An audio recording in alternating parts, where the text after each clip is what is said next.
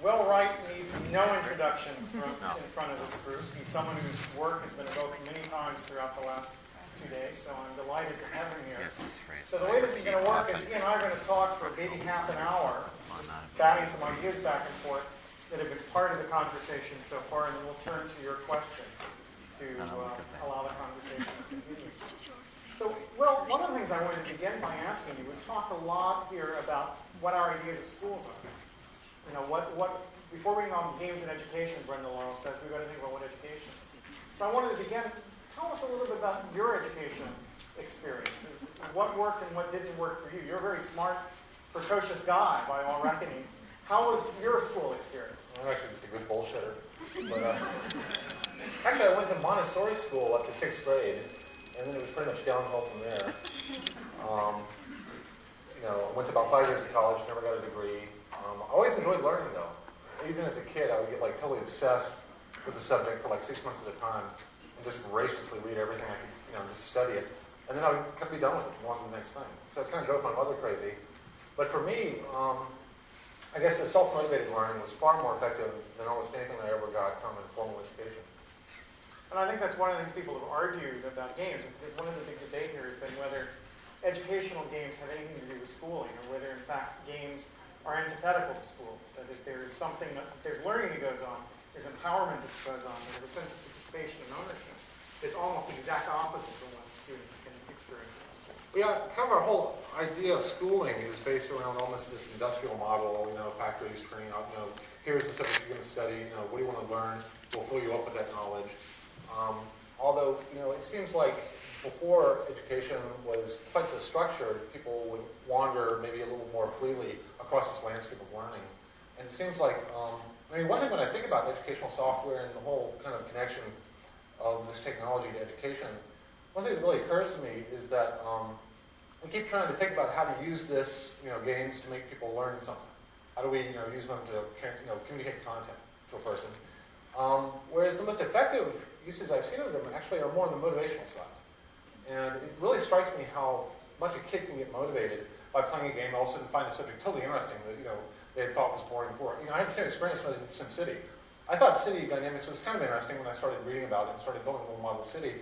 But then as I had this little guinea pig city to kind of poke and prod and play with and experiment on, the subject became utterly fascinating. And so, in this case, the technology was, you know, becoming kind of a motivational leverage point for me. And so as we start talking about like the budgets involved, and how do we get, you know, $10 million to develop an educational title, or how do we get educational titles that have the polish of a commercial game, I tend to think of it maybe more practically. How do we take the games that are out there and allow these to become springboards for motivation for kids? I can imagine some kind of technology where game makers could very cheaply mark up the game with little tags, you know, various parts of them, that the kid could click on and then bring them to external resources, maybe on the web. It could be even like a Slashdot thing where people are kind of adding annotations to particular parts of the game. If you're interested in longboats in this Viking game, click here, and then here at the top links to longboats. And so, you know, the game is kind of, you're buying it as an entertainment experience, but it's really motivating you. Getting, you know, like Jurassic Park makes you very interested in, you know, genetics or dinosaurs or whatever. But it's not like you're kind of picking one subject like chemistry, and now here's the game about chemistry.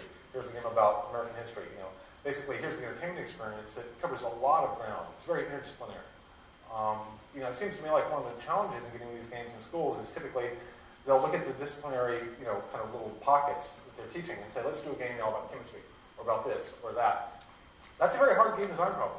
You know, it's much easier to kind of think about the peaks of the entertainment experience and say, what kind of fully rounded experience, what kind of situation can I put a player into that's going to be very interesting, compelling, an interesting problem landscape for them to solve, which would probably be very interdisciplinary and across all of these boundaries. And so the chemistry teacher might get, you know, like one little segment of it, or the history teacher another segment.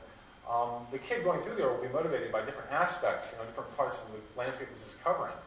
But I think it's very hard to kind of package a really compelling experience into one disciplinary boundary. And in fact, a lot of the interesting stuff in academics seems to be the stuff right between the boundaries. It's those kind of cracks between the fields.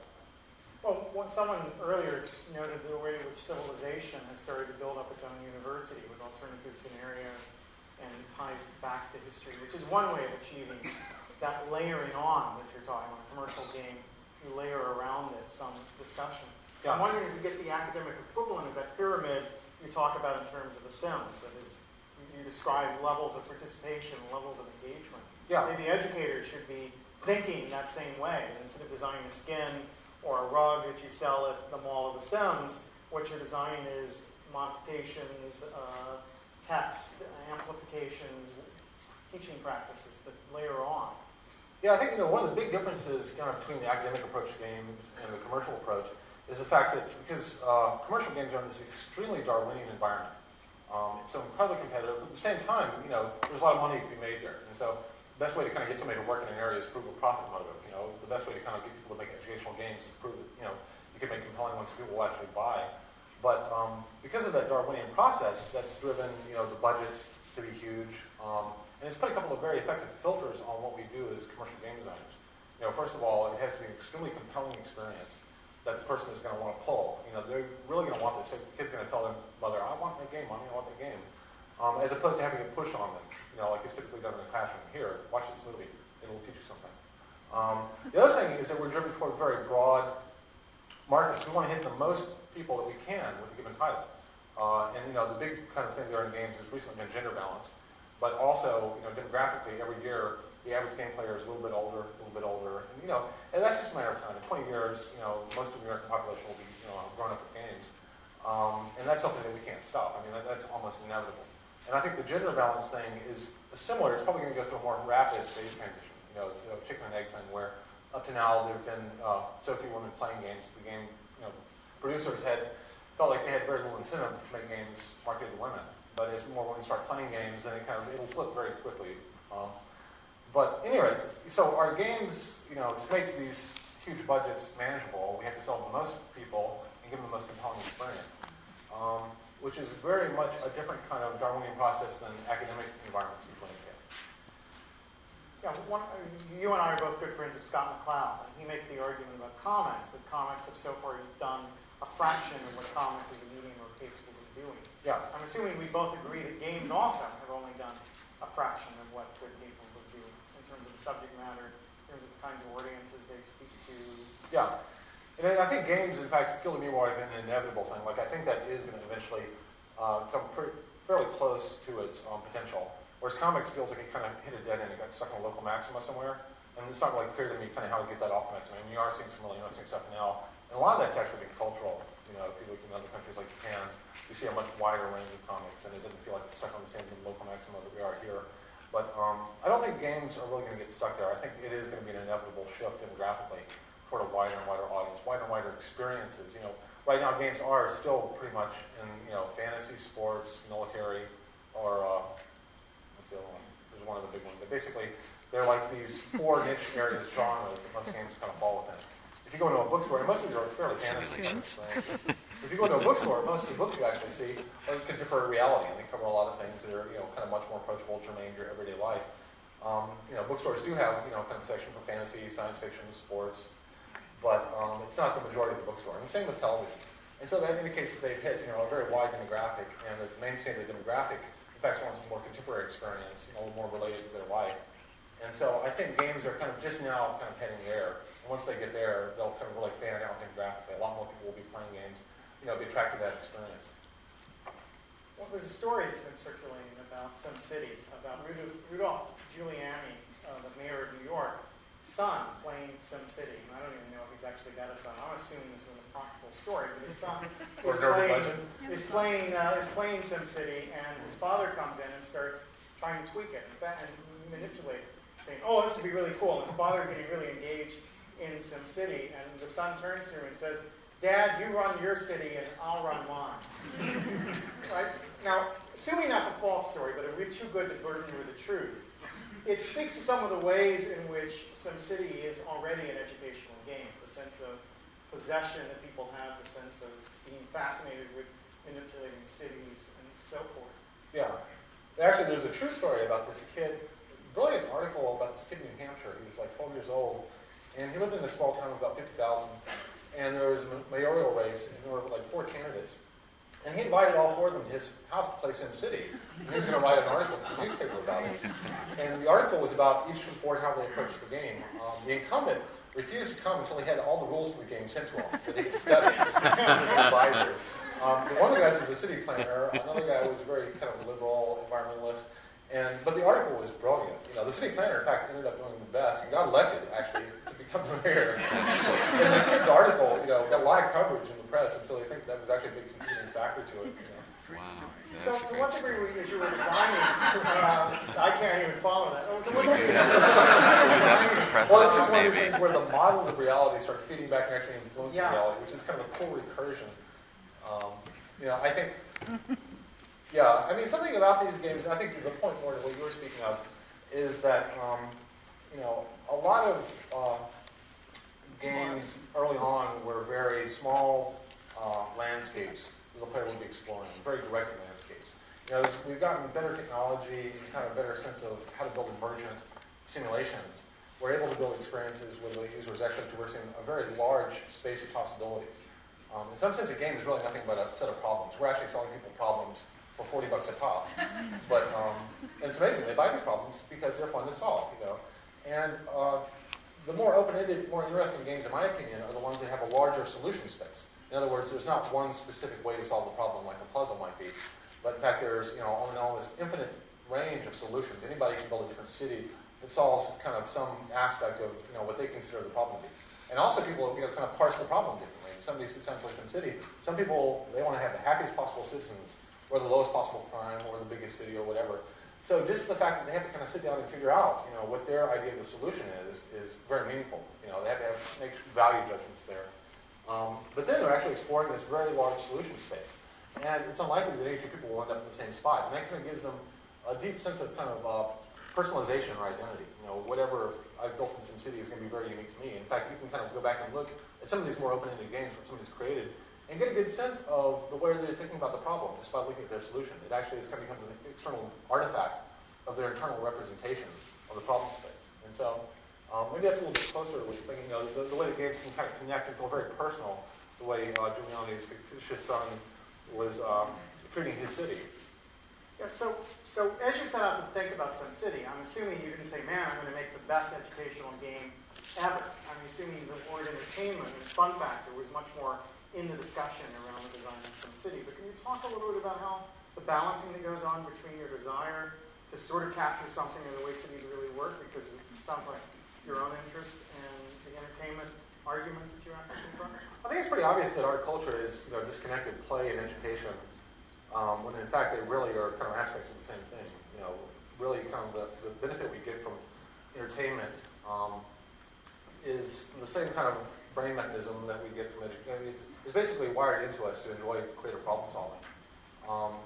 And I think that if we can kind of rediscover that, in fact, I think you can look at any game and put any kid in front of any game, and it's amazing how they can be thrown into this environment, this complex environment with all these moving pieces, and very quickly intuit kind of underlying principles, what the rules are, and that's an amazing ability for any game. And it doesn't have to be, really overtly educational. But I think that's a very, very important thing that we need to come to realize, is that basically, education really, in some sense, is the process of compression.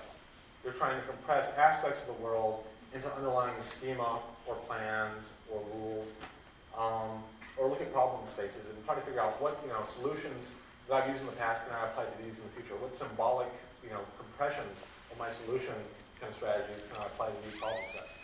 And that's very much what any game player does when they're thrown into a game. So I think that's a little bit further back, stepping back from educational software, more just the value of play. What is the value of play? And I don't think I answered your question at all, did I? Well, no, but we're going in an interesting direction. So what the hell like that? Sorry.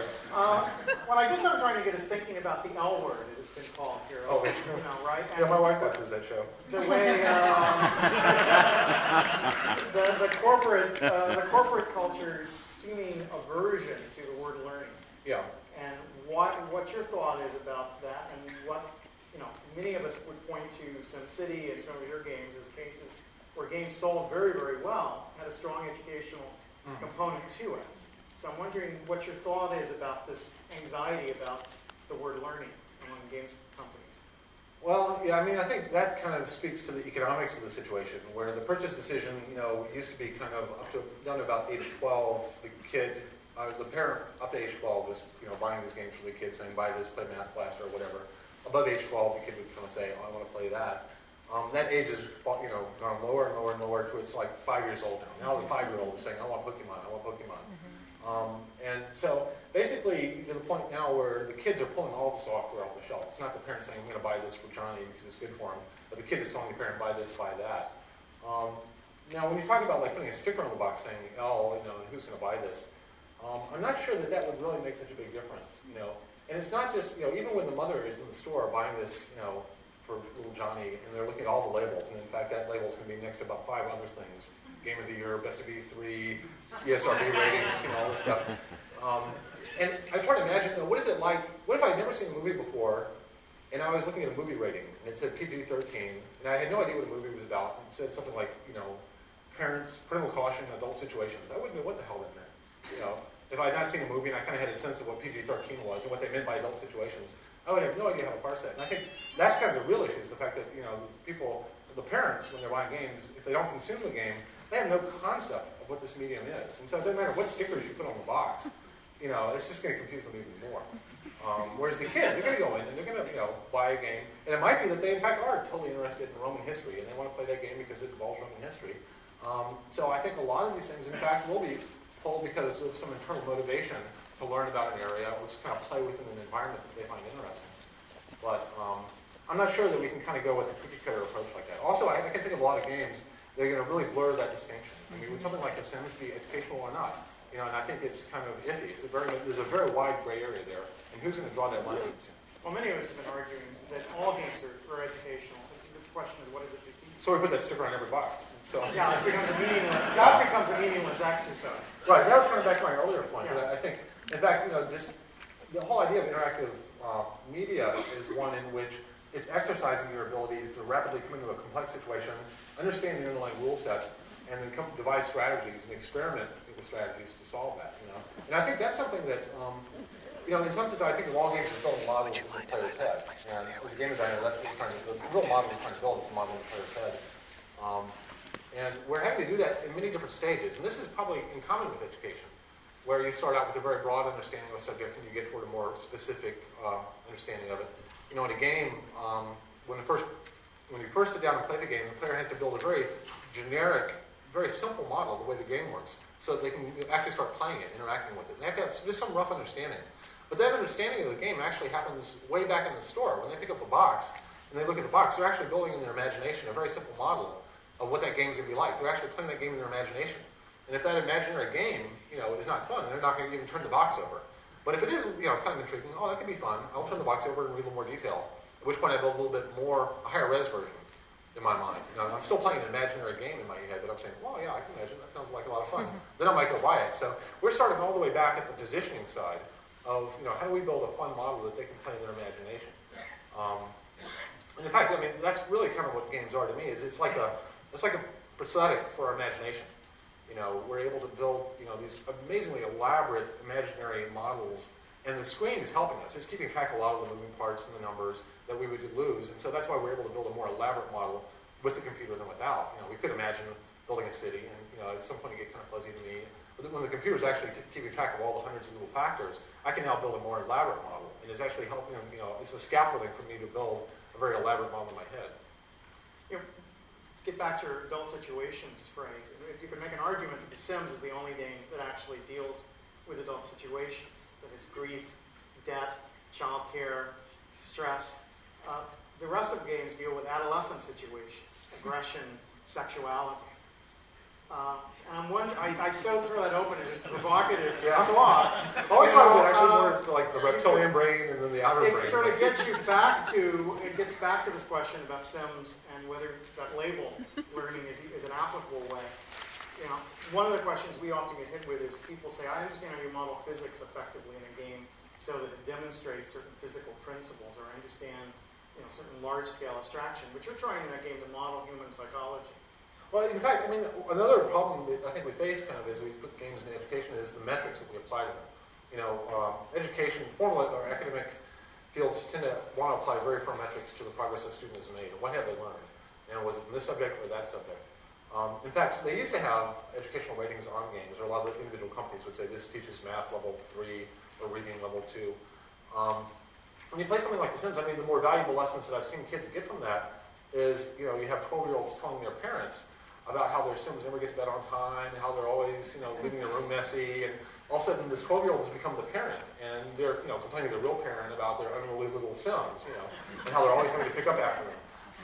And I think that's a valuable lesson, but, what category does it fall into? I mean, it's not, anything that they teach in school. And so I think we're kind of challenged with the idea of expanding our idea of what are the metrics, or, what are they learning that might just be general life skills, it might be generalized problem solving. But these are things that fall outside of established kind of educational metrics. Yeah, my son had real trouble managing his money, and I set him down to play The Sims for the first time. And his first big decision was it would have been a large screen TV, and a nice stereo system, special pad, yeah. A special bed, and he ran out of money, right? He had all this fancy stuff. He had no shower, he had no refrigerator. So he's, everyone's stinking. They're losing their jobs. There's not enough beds for everyone in the family. They're running out of food. I finally took pity on him and said, put in a phone, you can order a pizza. Right? His wife orders the pizza, and his character, his persona, dies of starvation in the backyard just as the pizza's arriving. Right? And he looks at me and says, Dad, I got the point.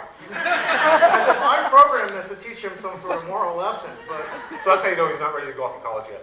Yeah, well, he was already off to college, and that was fine.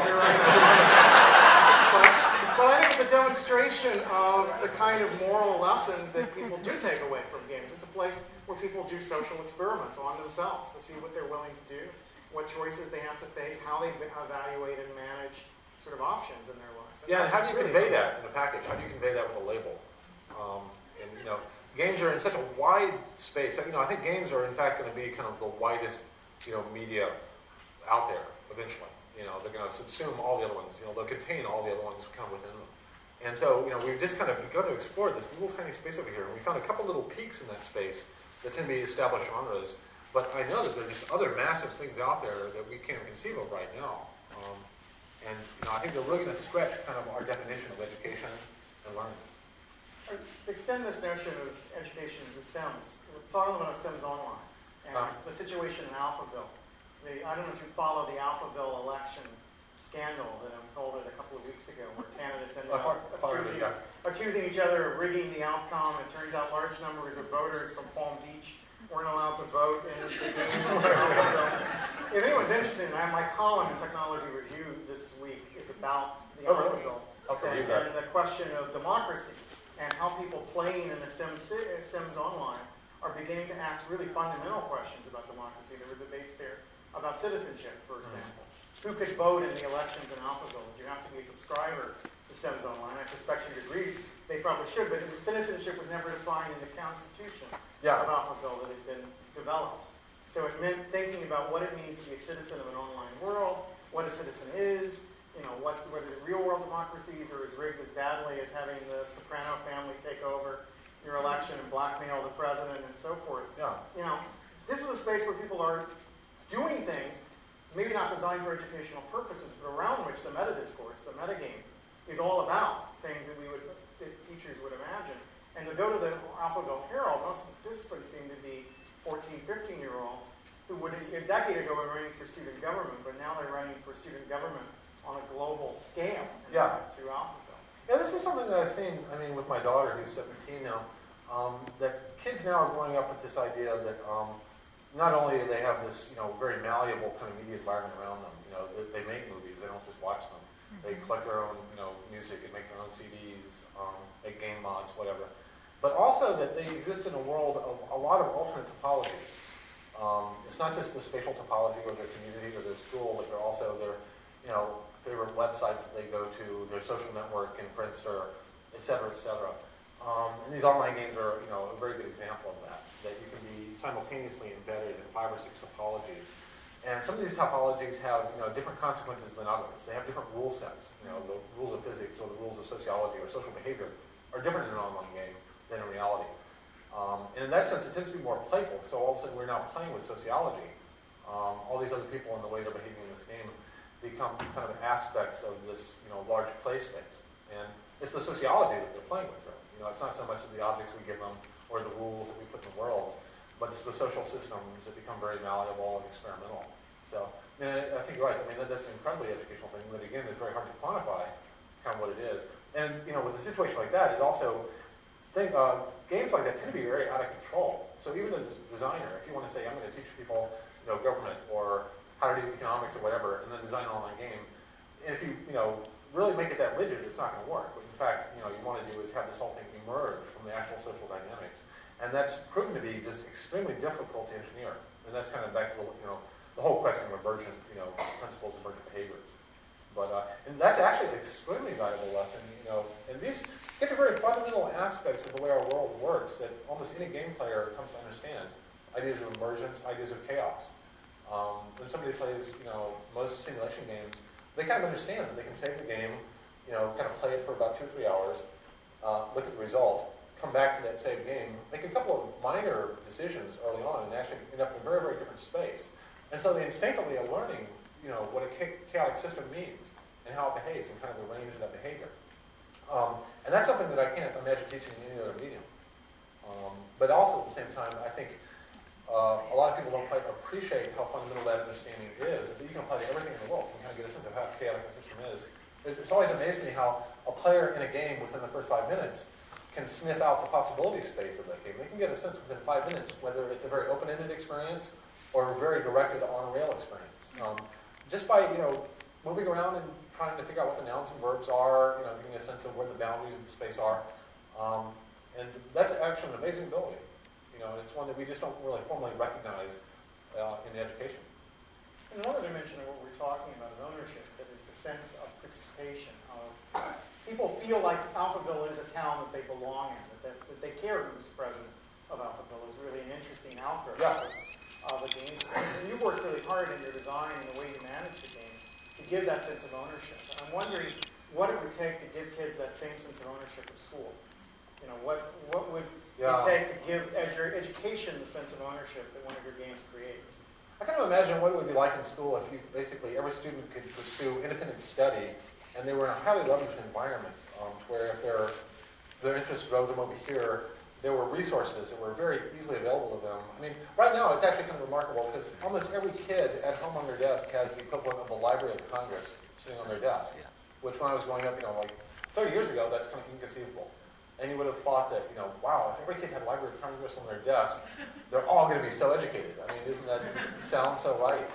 But it brings me back kind of to the motivation side. How do we find ways to enable this technology to motivate the kids? Because I think the resources are there. There's a world, world of information at their fingertips right now with very low friction for them to access it. But now imagine a kid could actually pursue independent study at some level. And that as they were doing this, whether online or through games or with group projects or making a video or whatever it might be, that there was some system observing them the entire time and tracking kind of subjects that they had tripped over, things they had learned, and actually accruing credits, and actually sorting them by categories, without the kid being forced to study, this one thing for 5 hours during this time of the day to get 3 units of chemistry. But what if you could actually let every kid pursue their own independent, line of study as deep as they wanted to go, and then kind of after the fact, keep track of what they've learned, and then try to apply metrics to it. What would that world feel like? And how would the kids kind of wander, past each other along? A lot of it would be parallel exploration. A lot of it would be kind of group activities that come together. I think the topologies, the alternate topologies, could actually influence that with kids, across, the country could be collaborating on group projects. That feels to me like a very, very different, in fact, I think a lot of kids are doing this right now. I mean, if you look at what kids are doing at home, when they get home from school, on the web, surfing, you'll find that there are certain places that they go to every day, a couple they trip over, their friends send them a link, they couldn't get very interested in it. A lot of it will be, seemingly just like entertainment or funny things, humor, online comics. Other ones will actually be interesting articles that pertain to something that they find interesting. It's an interesting mixture of things, probably between entertainment and education.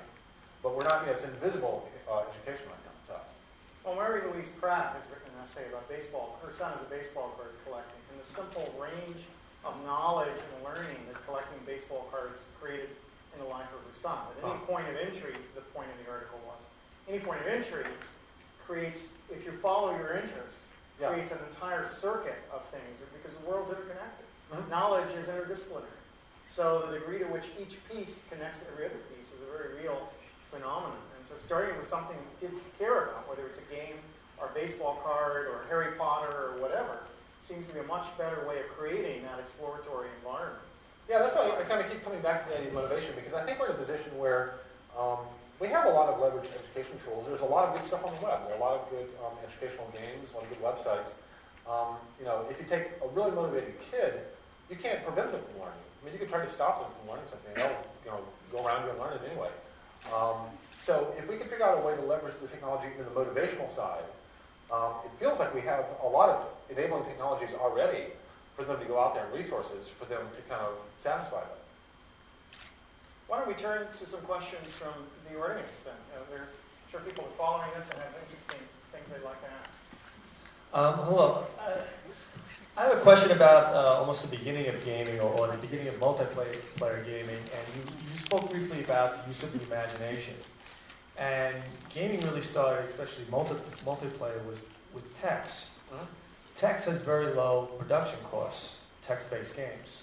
Yet, if you look at the market, there's no one really developing any really innovative text-based games. Yet, especially everyone has been talking about the high production costs of everything. Yet, I would argue that a lot of times the graphics robs our children of their imagination of how something would work. Sometimes when you read a line that you saw this person walk across the street, you know exactly what that would be as far as in your imagination, as far as by reading it. Yeah. And books are still extremely popular, so why is it that there is nobody, I mean really nobody, developing highly thought through text-based games which from a production cost are much lower, because it's much more thought, and then if they're successful, sort of like plays or movie scripts, then they could maybe be brought out and put into something that's like a performance. We still read Shakespeare in class, yet you can see a stage performance, you can also see a movie of it. Why is the gaming industry different, especially considering its roots are in text? Well, in fact, there are some companies that are making text-based games. There's a company called Skodos that has a line of multiplayer games that are mostly text-based. They have like 12 of them that they're running. And it's a very small company, and they have very kind of low subscription numbers. But they're very imaginative, well-written games, where the players are adding content, kind of mud type situations. It's in terms of the amount of profit to be pulled out of that market commercially, it's a very small amount. There were games, back in the Infocom days, which were text-based adventure games. The whole genre died out, and I think partially, the text games, were kind of perceived as nowhere near, kind of the immersion, compelling values as the graphic adventures. But even the whole adventure genre died out, partially because those were very branching games, very, very lean topologies. They didn't have a very large solution space. They were these simple puzzle things. I think, probably, the ones that are still surviving are ones where players can come in and contribute to the content, through text, because that's one of the big advantages of text, is that it's very easy to let players add content to your game and actually end up writing a lot of the environment. But yeah, that feels very retro right now, and I think at some points there will still be development of that. But I think it feels like it was a stage, an evolutionary stage in commercial game development, and now it remains kind of a niche out there. And there are a few people like hardcore, old retro gamers that play these games. But you also have wireless now, and you also have phone devices and smaller devices that, quite frankly, a text-based game would actually run a lot more efficiently than all the graphics that they're trying to put on. Oh, it's not a technical issue or an efficiency issue. It's a matter of, if you're talking about commercial development, actually making money from these things, it's totally a matter of is somebody willing to pay for that experience. Now, they obviously are willing to pay for things like text messaging, and they want to be online to do IM and all this other stuff. So they find value in the communication side of that, and text is great for that, super low friction communication. In terms of a compelling entertainment experience, it's very hard. I think the topology of games compared to books, I think books are incredibly good. It's an incredibly durable, useful technology, and you can write very compelling stories in it. When you get into the idea of an interactive story, that feels to me like a fairly creative dead end. So I haven't seen any interactive stories, text-based stories, that were nearly as compelling as a good book. Thank you. Sure. Over here. Hi, Will. Thanks Hey, for being here. Sure. There was a great story on Water Cooler Games site about a dad who designed with his son a cancer game. Oh, I saw that. The kids, right? You saw that? I was wondering, have you and your daughter ever designed games together, and especially games for helping her to sort of get a better handle on something? Oh, I usually inflict my games on her, in the early stage. And so, by the time they're near completion, she's so sick of these things. We'll talk about a lot of things in games. And in fact, like when I was working on The Sims, I showed her a lot and got her, I asked what she would do with it, what kind of character she would make. For us, I think games become kind of a communications channel. And so it's the type of thing where she's singing a game, and I'll sit down, and I'll watch her play, and we'll talk about it. And then, it'll spin off into other discussions about what she was doing in school, or this or that or the other. Games feel like a very kind of comfortable point where we meet. It's like a meeting place. It is a water cooler, for us. But beyond that, my games, I tend to kind of approach them with a very strong vision. And so I'll solicit her input, and then I'll say, no, that's all wrong. You should do something. And then we'll get into these creative arguments. And she's actually going to art school, and she's got a very strong artistic vision. And so usually, we try to avoid creative collaborations. Well, it raises an interesting point. The AP has done a story about some of the discussions we've been having here, and it has a parent saying, I don't really care about learning games. It's what I do with my kid with the game that's where it's important. And, it's presented as a critique of what we're talking about, but in fact, it's complementary. Well, also, if you're sitting in a game and, one person saying, we should do this, and another person saying, we should do that, you're actually exposing different mental models of the world. And it's very interesting to actually get to the differences between those. Why do you think you should do that? Oh, because obviously the boss is behind that door, or whatever. Oh, no, they never put the boss behind that door. They do this. And then by discussing strategies in kind of a simulated, a little kind of toy environment, it's interesting how you can kind of carry out the strategies you live life by and abstract out and say, wow, you're a pretty cautious person, or you're pretty bold. Try that. And you can learn a lot about a person that way. It becomes kind of a inward reflection of their, outward reflection of their inner personality. So in the same sense that teachers can build exercises around games, parents should be talking to their kids about their games that they're playing and have some dialogue. And you can ask why they play them, because the answers frequently can be very surprising. Because it's also good, I think, for the kid to kind of self-reflect and say, what is it about this experience I'm enjoying? Kind of a meta view of their gameplay. Okay, over there. Hi. First, I'd like to admit that I led my Sims to the swimming pool and then sold the ladder. Yeah. Sorry about that. Yeah, so did I. Okay. You mentioned earlier that a systems game is actually sort of part of the system that the player will leverage to help their imagination into creating a more accurate model, or a more enjoyable model. And I was wondering if you could talk more about how do you construct a model with those specific holes that a player can engage into and connect to complete the picture.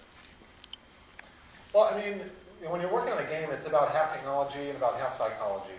The technology generally is pretty straightforward. In fact, really the easy part of building a simulation, even like SimCity, is the simulation.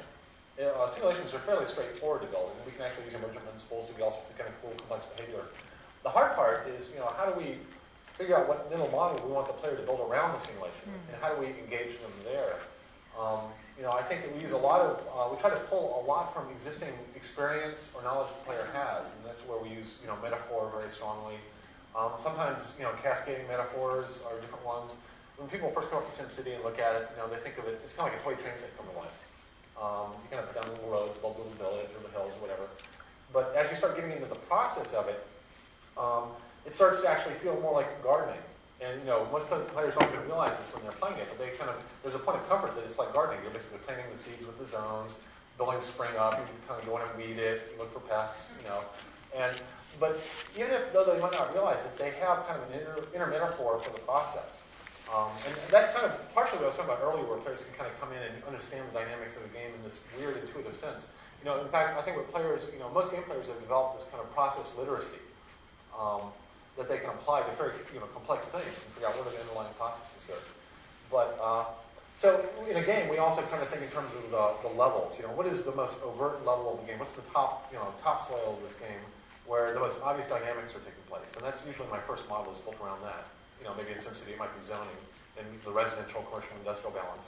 But then the next layer might be things like the traffic that's now occurring between the zones, and then the crime and pollution.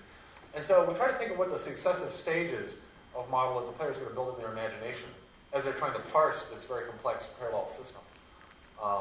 And a lot of times we'll have to change the underlying game design because we're missing that upper layer. Or there's too big of a gap between the upper layer and then the next layer of understanding of it is too broad. We need to actually kind of slice that. So we can basically build a ramping of understanding from simple modeling to a little bit more complex model to highly complex model. It's very similar to like the difficulty ramping within a game. A parallel dimension, you're actually trying to make the game start out easy and get a little bit harder, harder, harder. Some games get harder as you get further or as you set the difficulty level. But it's almost akin to that, but it's in a different dimension. Sylvia? Oh, this is going to be a deep question. Hi, Will. Thanks for coming and joining us. And I didn't realize you were a Montessori brat, too, so that's not too surprising. But you hit on a bunch of stuff. I mean, I'd love to talk to you for 3 hours about this, but I'm just going to hit on one particular thing that I think is interesting. And you haven't been here, I don't think, for the whole rest of the event. No. But it seems like one of the fundamental things that keeps coming up again and again is that we sort of live in a complex world, but we have an educational system that basically creates this uniform education for everybody that treats everyone as if they're the same and doesn't really teach an understanding of complexity. And what I think you really hit on was that games, we've talked about the two things that games do better than anything. They teach complexity and they teach a variety of viewpoints. And it seems to me in the real world, those are really the critical skills. I've done a couple talks I mentioned yesterday for the people in the aerospace industry who are really concerned because they can't find people who understand systems and integration of systems. They know all the parts, but they can't put the whole thing together. So I just want to put the question forth to you and also to the rest of the participants here that maybe we need to think about adapting our educational modalities, whatever they might be, to the reality of the complex world that we live in. And maybe that means skirting the system or reinventing the system or something. But I just wanted to sort of throw that out there as an issue. Yeah, I think, if you look at the way the world was maybe in 1900 to 1930, it really didn't change that much in terms of the jobs people were taking, what they were doing, the technologies they were using. If you look at the change from 1970 to 2000, it's changed tremendously. So the world is obviously accelerating, even just the workforce and the jobs people do and how they do those jobs. It feels like, institutional learning is on a slower pace than individual adaptation. So our educational institutions, they learn over decades, not over months. So right now, I think people are, in some sense, exhibiting a higher level of adaptability relative to the institutions that are teaching them these skills that they're going out into the world with. And so right now, you see kids, learning how to do new creative things with computers, with media, that the schools, are just playing catch-up to try and teach these skills, or even, kind of parse what the kids are doing. And so I'm not quite sure how to deal with that. I mean, I think it is nice that, in fact, kids aren't, tethered to the academic side. In fact, they can kind of pursue all this stuff independently. And a lot of kids are doing very creative things with computers outside the school system on their own time because it's fun, and they're learning tremendous amounts from that. And it's pretty obvious that when these kids become teachers, that'll make a big impact. But of course, by then, the world will have changed even more. And so there'll be some new thing. At that point, we'll be having conferences like this on genetic engineering, and learning, and why aren't we using that more thoroughly? And the kids that are teaching will then be, stuck on this old computer interactive stuff. So, I think that's something where, as a, kind of as a species or as a civilization, we're going to be challenged to increase our pace of adaptation. Okay, over here. Will, in your talks a lot recently, I've heard you speak of topology a lot. You speak of these 5 peaks of genres that the gaming industry is kind of at right now. I'm wondering, is there a peak in this typology somewhere, a grail of a fusion of learning and games? And this kind of may be for you both, too. What might that fusion be? What could you imagine it to be? Well, I mean, for me personally, the things that I really enjoy learning are also extremely entertaining. And I'm very driven and motivated to kind of do those things. And the type of games I do try to kind of exploit that. I try to look for things that I think that other people would enjoy playing with, and then learning from.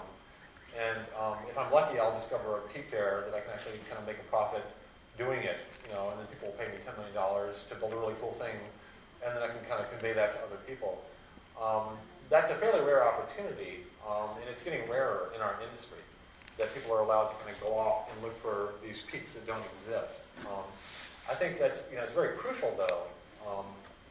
In evolution, there's kind of this concept A species can be viewed as like this kind of diverse set of members, with a little bit of genetic diversity.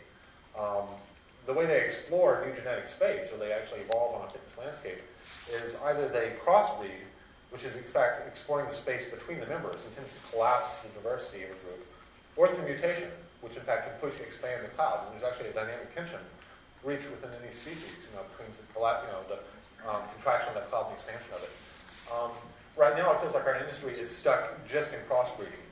All we have are these established peaks, and we're only willing to explore the space between those peaks, which is starting to slowly collapse. And in fact, that's the kind of common thing you hear at E3 every year. Where's the innovation? How come all the games look the same? If there is innovation, it's usually a hybrid between two existing genres. Because of the economic situation, there's this perceived risk that if I drop $10 million on a title way over here and it's a failure, we've lost $10 million. But at the same time, I think there's this recognition that this potentially can be a huge industry if we continue to innovate. And so that's a tension that I think our industry is struggling with. How can we afford to take the creative risks that will, in fact, overall eventually expand the marketplace and be able to hit more of a gender balance or more of a wider demographic, people with kind of more mainstream interests. So I don't really have a good example for that. Really, I think the best example I've actually seen the way things really work, to get people to think in those terms, is to demonstrate profit over here. If I can, through whatever means, make a title over here that demonstrates profit, then we can at least pull people in. But generally, you think if somebody finds this innovative thing and it demonstrates profit, you would like to think that the publishers will say, "Oh, innovation can be profitable. Let's fund that." But no, what they say is, "Oh, we want another game on that peak." So the industry is very good at kind of exploring the local maxima. Once they're on a peak, they're very good at piling all the soldiers on top of King of the Hill. But in terms of dropping a paratrooper way over here in unexplored territory, that's still perceived as very, very scary. So I wish I had kind of a really good overall industry strategy for exploring that. Hi, Benjamin Stokes, NetAid. Our organization works a lot with issues of global citizenship, something we feel is becoming increasingly important for Americans. I really like some of the stuff you said about ramping up the learning, and I think that some of the other stuff you were talking about, how the metrics don't necessarily strictly apply to a lot of the learning games that we've been talking about, apply more generally in society. How do we ramp up learning for someone who starts young and ends up a citizen in society? And I think that games have a lot to teach us. I feel like I'm learning a lot by the dialogue that's coming out here. One of the criticisms I've heard is that our modern society is not just about the learning in schools, and that by focusing what learning needs to go on around the school environment, it's often too limiting. That some of the problems that we're having in society that we're blaming on schools might come out of the fact that kids are moving around a lot and don't have the neighborhood support or aren't getting the values from their church. And certainly the values has been seized upon by the Republicans as a big campaign issue. That's speaking something to people. So my question, to get back to games, is what do you see between kind of schools and parents and games? There's something to kind of connect them. The fact that parents aren't involved as much with their kids, it's one of the accusations out there. Some people agree or disagree. Do games help bring kids in touch with their parents? Do games help bring parents in touch with schools? And how does that work with ramping up? Do you feel like there's any ramping up with learning that can bring the parents and the schools and kind of some unity that might be more lacking today than before? Well, it's hard to map out parents, kids, and schools. I think that there is a commonality probably right now between the parents' experience in school and the kids. You see your kid studying algebra, and I remember algebra, and which I think is a failure of the schools. The fact that, I took the same algebra class that my daughter took, the fact that they're still teaching calculus, to me is, kind of weird, when there are these more parallel kind of ways to simulate systems, understand the world, it feels like kind of an antiquated level of understanding that they're still teaching. The games actually are like a totally separate thing, where I think the kids are, and in fact, this kind of brings us back to the earlier discussion. I think that there is a lot of learning that goes on in the game that is basically invisible to the schools, and frequently, unfortunately, invisible to the parent. Kids are learning a lot from games just in terms of how to deal with complex adaptive situations. That I think, if anything, that the kid is now educating the parent.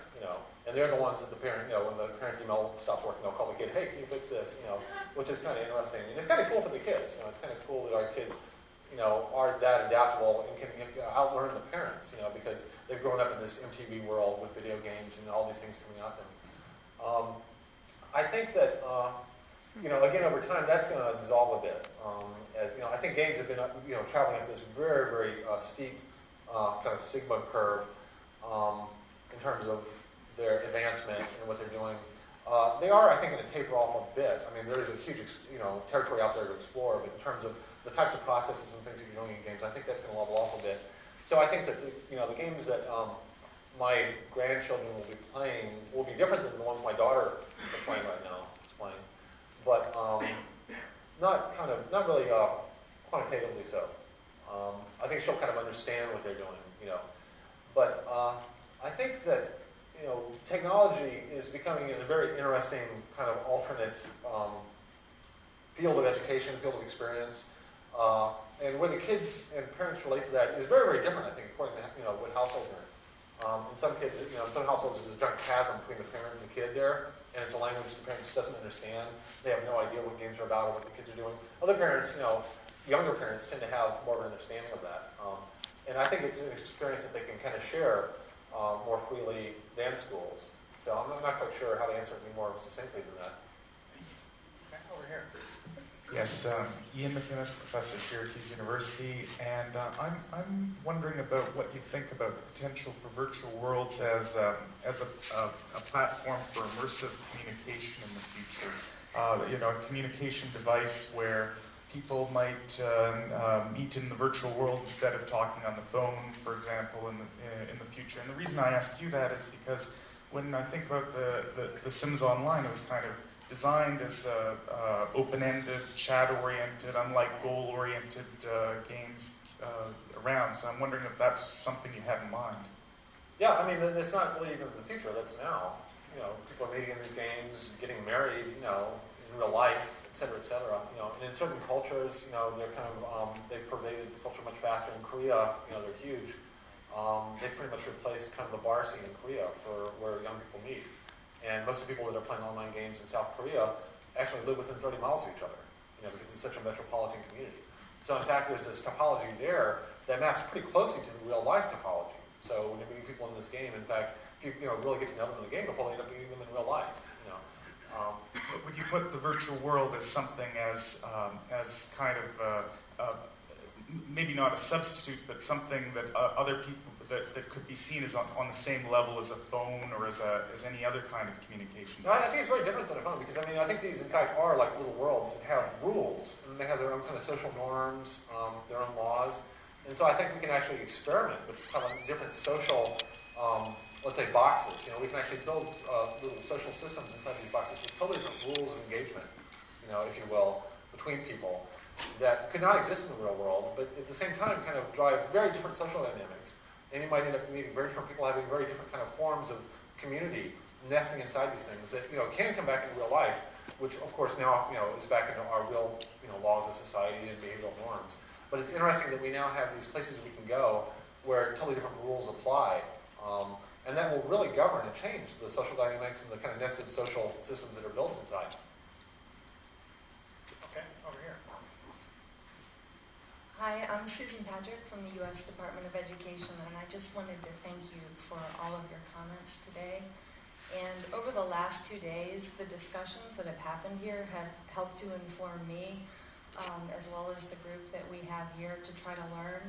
And I just want you to know that we're listening to the importance of this, we're open to it, and we know that the students that are growing up today are fundamentally different than the way we might have grown up and gone to school. And you can see this individualization and empowerment in the students today everywhere except for in the school systems. And if you have any ideas specifically on what the federal role can be, we want to open the door to that. And anybody else who's here that's working on this issue, please know that we're open to ideas and appreciate it. Thank you. It's great to hear. I'll bring up some ideas. Over here. So, hi, I'm Ted Cotter-West from the Exploratorium. And a lot of what we've been talking about has been about engaging in complex systems.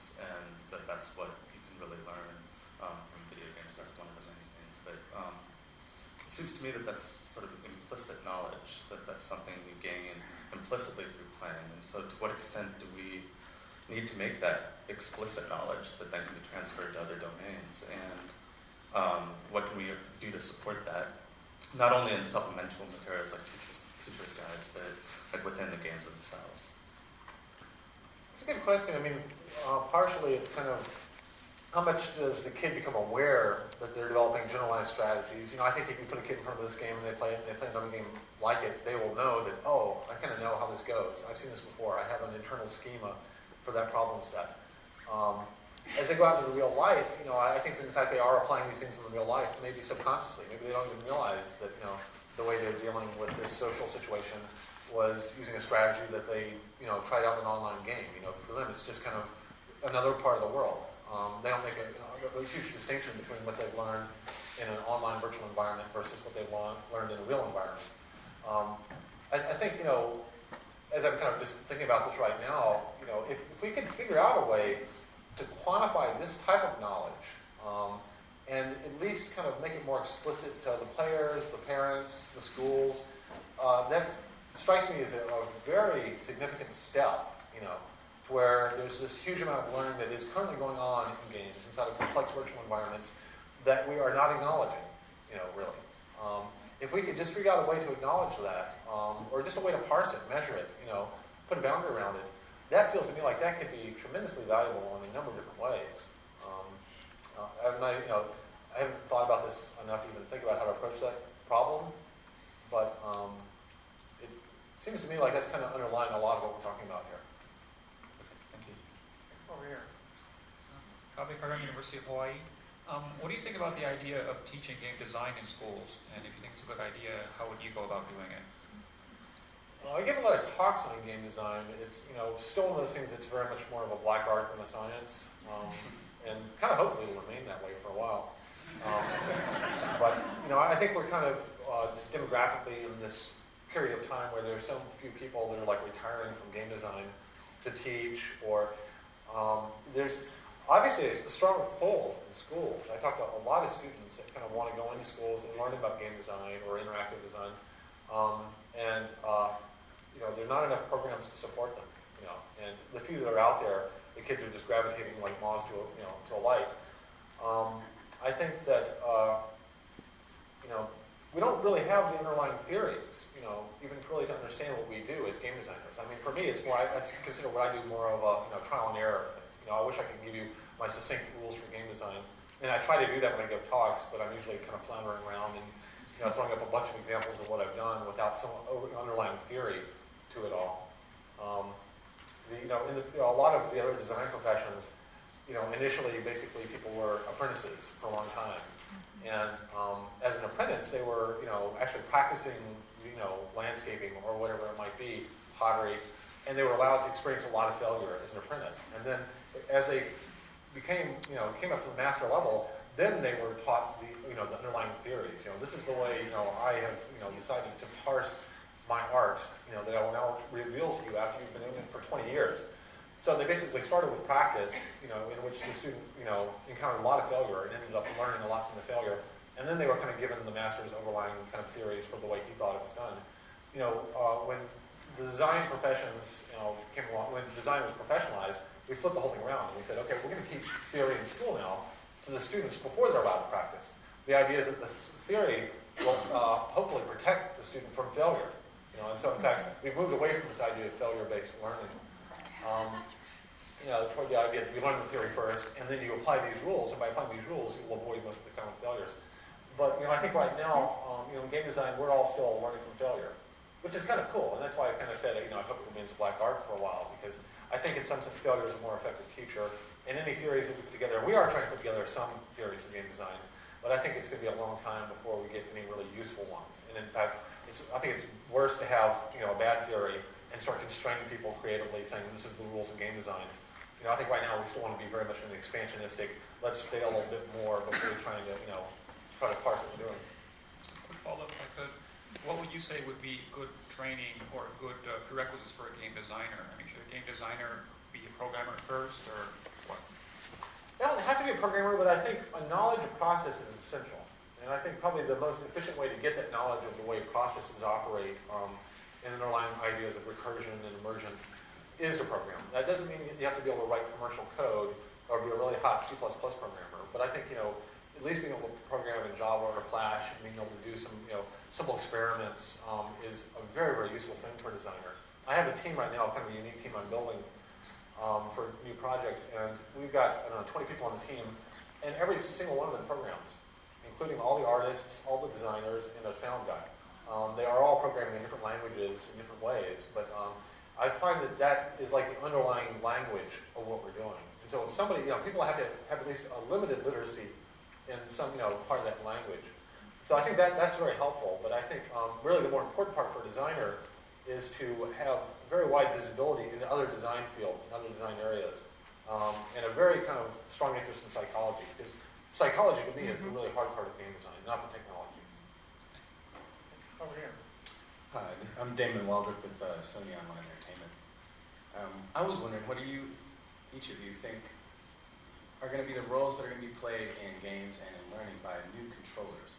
And like in the way that the mouse revolutionized personal computing, and I like to tell people, that we're going to have these force feedback gloves, and these people are just going to be putting on these visors, and there's all these new inexpensive music controllers out there that are like basically really fun, cheap toys that people have been able to make really good music with. I have to wonder, what do you think is going to be the role of, and for that matter, people are still using with their laptops all these retro keyboards that were designed so that typewriter things would strike each other, and even though, what's up with that? But so what do you think are going to be the roles of these new controllers that are going to come out? Well, there have been a lot over the years. Some of them are very specific to genres of games, like a DVR pad, the iToy thing. There have been some very innovative controllers, and VR setups and all that. If you look at the practicalities of them, though, when you get into a very deep, immersive game, it's amazing how long somebody will get sucked into that environment. And they're not sitting out here from the computer with the mouse in their hand. They're inside that screen, living in that environment in their imagination. The more you're like having them put on things and attaching wires and don't move too far from this thing or it'll stop measuring you, you break them out of that environment and you pull them back into this environment. Also, if you were probably just to sit there and measure, how many joules of energy am I expending playing a game, as you start putting things all over them, and they're having to hold their arm up the whole entire time, at some point their muscles are expending more energy than their brain. And in fact, I think probably the most effective thing is when their body's expending the least amount of energy and their brain's expending the most amount of energy. But I think there are certain games in which more innovative controllers like that will play a big role. But it's amazing how adaptable humans are in terms of, if you do an interface right, it can become totally transparent. I can totally learn how to play a first-person shooter just by moving the mouse and pressing the W key on the keypad, to where I'm not even thinking about my hands. My hands do not exist. I think I'm running. I'm doing all these things, where in fact my fingers are hitting the keyboard button. And that's totally transparent to me. So I don't see that the interfaces we have right now are terribly limiting in terms of us building the immersion in our imagination that I'm living in that world right now. And I think, we will discover new hardware devices, but they are going to have to be things that can be used at very low energy expenditure without kind of breaking me out of imaginary immersion. Okay, well Henry, I'm sure that you have some stuff to say. Good toys at MIT. Relate a couple of stories, because I think stories are an effective way of communicating ideas. First is I was walking through the streets of Melbourne several years ago and stopped in the street to see two Arab women dancing barefoot in the windows of a video game gallery to Dance Dance Revolution. And people all up and down the street were just stopped, fixated by these women who were so graceful and so beautiful and so expressive, interacting with a computer game. And it was, to me, I never thought that seriously about Dance Dance Revolution and what its interface had done in terms of making the body the interface of the computer. But this was an example of skill that emerged through playing with technology in that way. The second story is about a company called HeartMath. And HeartMath develops biofeedback games, which they use to help kids overcome test anxiety. Right? And apparently they have amazing results of managing test anxiety by these feedback, which your heartbeat and the rhythm between it controls what happens in the screen. For me, it was a little counterintuitive. You're watching your hot air balloon about to hit a wall, and you're going, it's going to hit a wall, it's about to hit a wall. Relax, relax, relax. You know, so it seemed to actually work, and they have a track record of creating games that are controlled by relaxing rather than being passionately involved.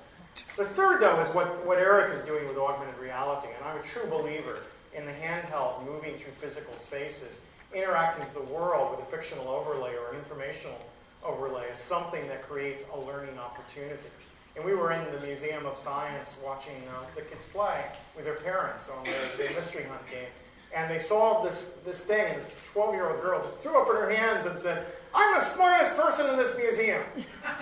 We solved this thing. And there was just this sense of empowerment and victory and a sense of voice that had emerged at that moment. And that's really what I want to see.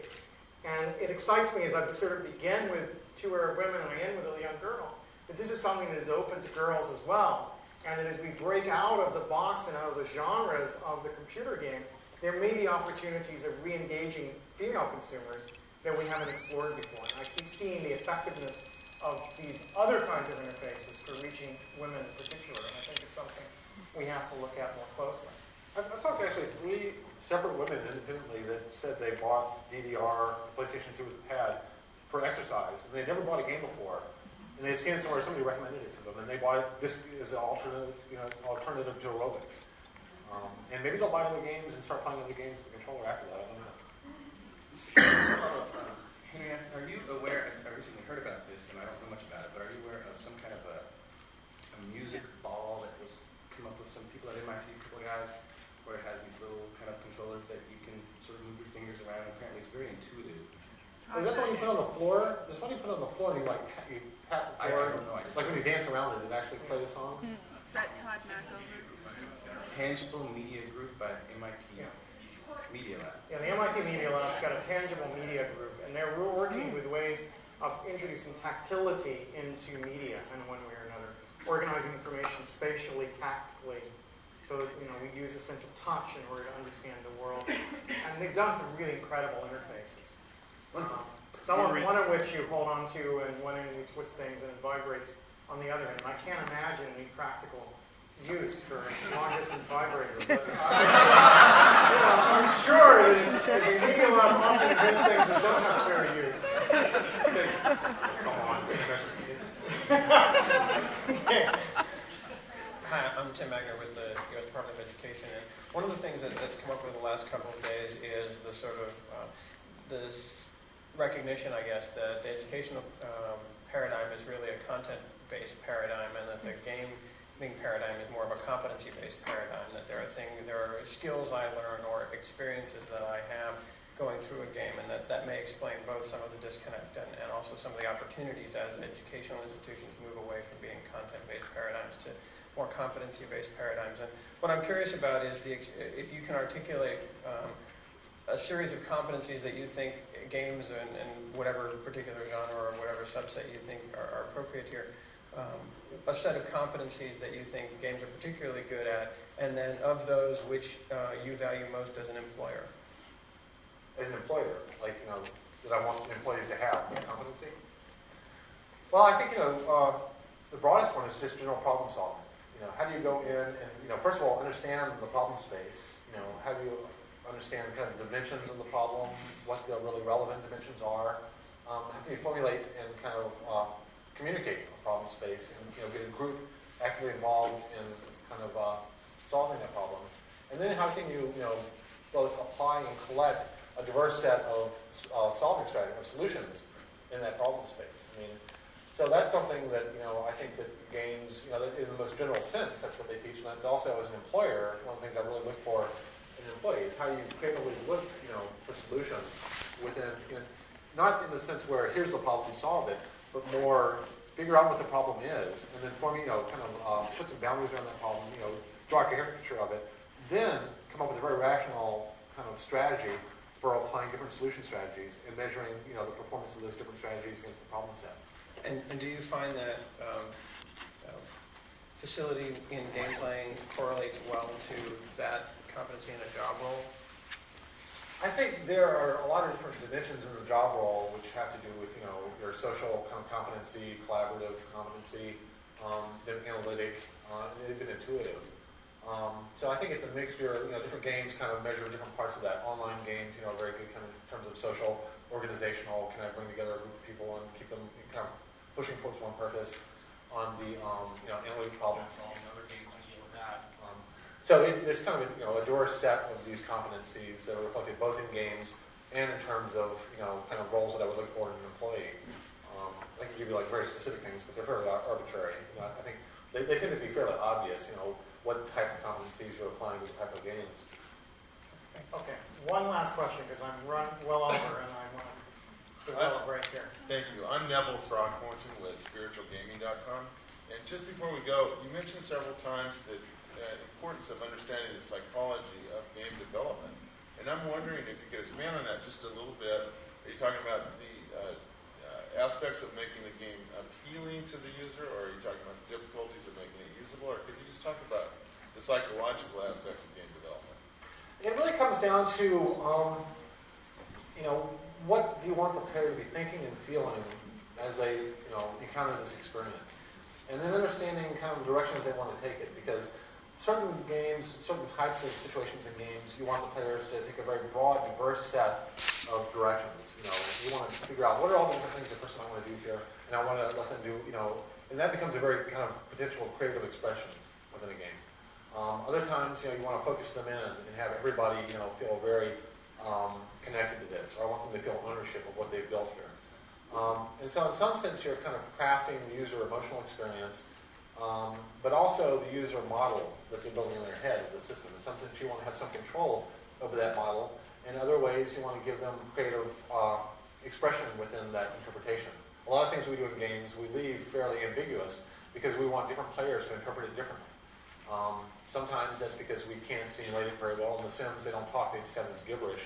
So most players kind of imagine what they're saying. They very, very smoothly fill in the blanks in that dialogue because that's something the computer doesn't do well, but our imagination does. And so in that case, we're actually offloading the hard part of the processing to the imagination instead of the processor. So really, it's more a matter of load balancing, overall. How do we make the computer do the things it's best at, keeping track of all these hundreds of variables, and then how do we use this processor for what it's best at, in terms of creative expansion and filling in blanks and making it feel very personal. And if you can get, use both processors to full capacity, then you, usually can build a fairly compelling experience. Sure. Thanks so much, Will.